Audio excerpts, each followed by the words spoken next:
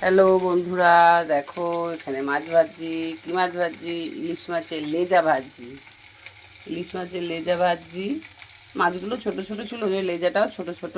এখানে ওটা রাখা আছে, একটা ভোলা মাছ রাখা আছে, ওটা নাতিবাবুর জন্য, আর দাগাটা হচ্ছে শাশুড়ি মাছ জন্য। লেজাগুলো আমরা খাবো, কাঁটা খেতে পারবে না। আর এখানে মশলা রেখেছি, একটু শুকনো লঙ্কা, একটু হলুদ, একটু জিরে গুঁড়ো, একটু ধনে গুঁড়ো রেখে দিয়েছি। এটাকে এবার জল ঢেলে এটাকে মিশিয়ে নেবো।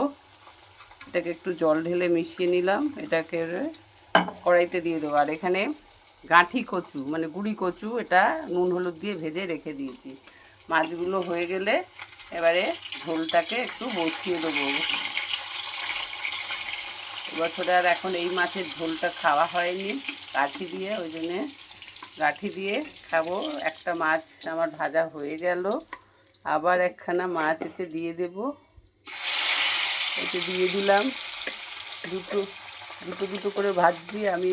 বেশি দিইনি, কেন মাছ দিলে ভেঙে গেলে আবার পাতে দেওয়াটা অসুবিধা হয়ে যায়, বিশেষ করে ছেলেদের। মেয়েরা তো যা পারে তাই খায়, মানে অবশিষ্টাংশ যা থাকবে তাই খেয়ে নেবে, ওটা কোনো ব্যাপার নয়।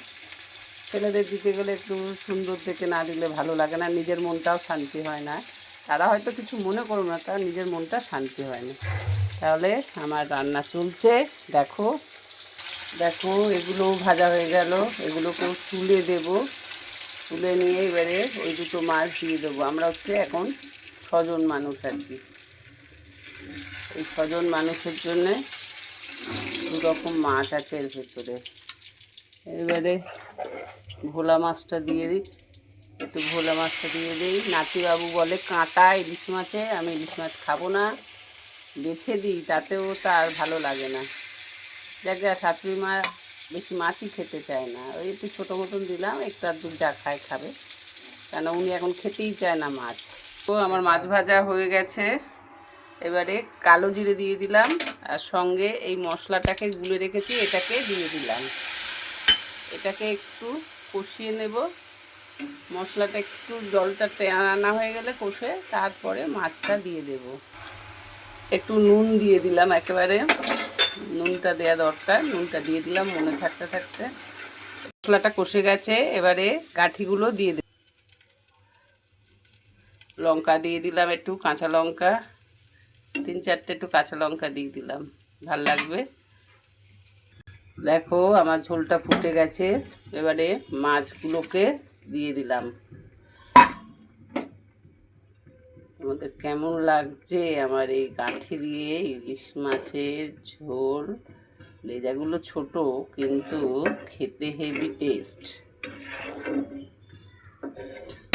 আমার গাঁঠি দিয়ে ইলিশ মাছের ঝোল। তোমাদের কেমন লাগলো এই ঝোলটা? আমাকে একটা লাইক কমেন্ট শেয়ারের মাধ্যমে জানাও কেমন লাগলো। এটাকে একটু ঢেলে দেবো এবারে। আর যারা ইউটিউব থেকে দেখছো তারা আমাকে একটু সাবস্ক্রাইব করে দিও।